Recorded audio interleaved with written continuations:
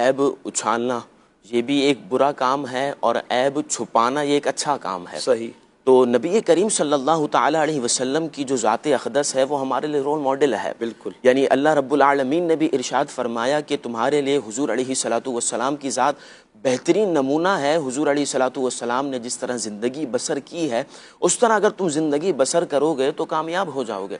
تو اب دیکھیں کہ حضور سید عالم صلی اللہ تعالی علیہ وآلہ وسلم کا ایک عمل ہمارے سامنے ہے کہ حضور علیہ السلام اپنے صحابہ سے فرمایا کرتے تھے کہ کوئی بھی صحابی کسی کے بارے میں مجھے آ کر اس کا عیب نہ بتائے، اللہ اللہ، کیونکہ میں یہ چاہتا ہوں کہ جب میں تمہارے پاس آؤں، تشریف لے کر آؤں تو میرا سینہ صاف ہو۔ سبحان اللہ۔ اب مفتی احمد خان نعیمی رحمۃ اللہ تعالی علیہ ارشاد فرماتے ہیں کہ یہ حضور کا فرمان بھی تعلیم امت کے لیے ہے۔ صحیح۔ حالانکہ نبی کریم صلی اللہ تعالی علیہ وسلم کا سینہ رحمت تو انوار و تجلیات سے بھرپور ہے، یعنی وہ منور ہے نور کی تجلیات سے، تو وہاں تو بغض اور کینے اور حسد کی پہنچ ہی نہیں ہے۔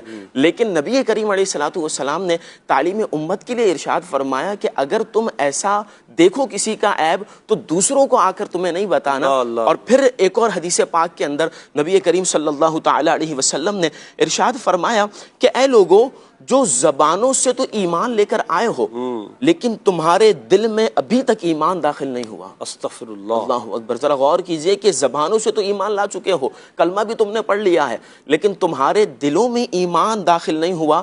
فرمایا مسلمانوں کی غیبت اور ان کے عیوب تلاش نہ کیا کرو، کیونکہ جو مسلمانوں کے عیوب تلاش کرے گا اللہ اس کے عیب کو ظاہر فرما دے گا۔ اللہ اکبر، ذرا غور کیجئے کہ جو مسلمانوں کے عیب کو ظاہر کرنے کی کوشش کرتے ہیں اور دوستوں کی گیدرنگ کے اندر آ کر وہ یہ کہتے ہیں کہ جناب فلاں کو دیکھا تھا، اس کے گھر میں دیکھا تھا یہ کام ہوتا ہے، اس کو دیکھا تھا کہ وہ یہ کرتے ہیں، اس کے خاندان والوں کو دیکھا تھا ایسا کام کرتے ہیں۔ اب وہ دوسروں کے عیب اگر اچھالنا شروع کرے گا، نبی کریم علیہ السلام نے فرمایا اللہ اس کے عیب لوگوں پر ظاہر فرما دے گا، اور اللہ جس کا عیب ظاہر فرماتا ہے اسے رسوا کر دیتا ہے۔ استغفر اللہ۔ اور اللہ رب العالمین جسے رسوا کر دے، اللہ اکبر، فرمایا کہ اللہ اسے رسوا فرما دے گا اگرچہ وہ اپنے گھر ہی کے اندر ہو۔ ہمیں یہ بھی غور کرنا چاہیے کہ ہم نبی کریم صلی اللہ علیہ وسلم کے امتی، اور ایک کمال حدیث ہے بخاری شریف کی، اور اس کی جو ترتیب کا حسن ہے وہ بھی کمال ہے۔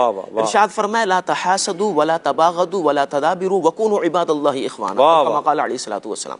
فرمایا تم سب آپس میں حسد نہ کیا کرو، صحیح، اور آپس میں ایک دوسرے سے بغض نہ رکھو، اور تیسری بات ارشاد فرمائی کہ آپس میں ایک دوسرے کی پیٹھ پیچھے اس کی برائیاں بیان نہ کرو، بلکہ اللہ کے بندے بن کر آپس میں بھائی بھائی اللہ اللہ اللہ۔ تو اب یہ ارشاد فرمایا کہ مسلمان کا بھائی ہے، اور المؤمن مرآۃ المؤمن، کیا بات، مومن مومن کا آئینہ ہے۔